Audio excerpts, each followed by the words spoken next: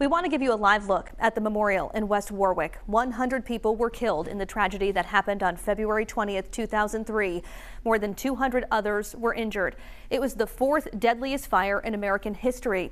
The Station Fire Memorial Park was dedicated in 2017 to the memories of those lost that fateful night. It's a place where family and friends can remember the victims and the dedication of the first responders. 12 News anchor Mike Montecalvo joins us now live from that memorial in West Warwick. Mike. Hi, Kim. Quite a few people are coming by here. The parking is here, a motorcycle going by there. You know, it's been 20 years, but it's never easy. 20 years ago, it was a cold winter night, snowed a couple of days before. Today, it was a beautiful day. But if you walk around the park, it is just quiet. Family members who lost victims just sitting right in front of their picture and just staring at it. Some bringing flowers too, and they're telling one another never to forget what happened here.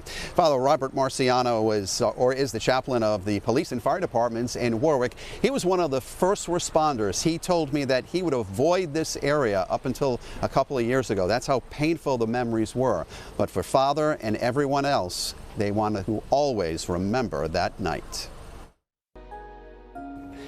I call this Rhode Island's 9/11.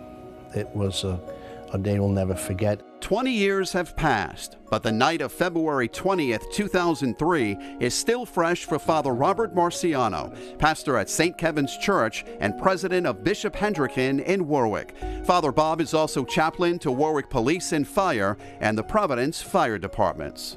Some people just want to forget, but I think I have a duty to remember, certainly as a priest and as a chaplain for these public service agencies, to not forget the victims we lost and to remember the pain that has turned more into a healing process for many of us. Father Bob was one of the first responders that night.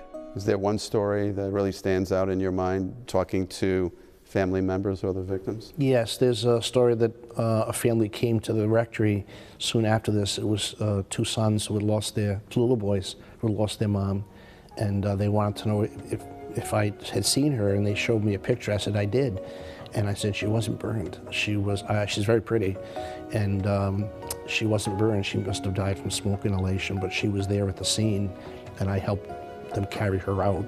And they were very consoled and almost tearful that Mom was okay. So she's okay, she's sleeping, and I know she loved you, and now she's gonna watch over you. Is it still raw for you? Oh yeah, this'll, Mike, I hope it never goes away. It's like when you lose a parent and you miss them every day. I don't want it to go away. It's a piece of me that, you know, probably died that night in the fire. Do you ever get angry?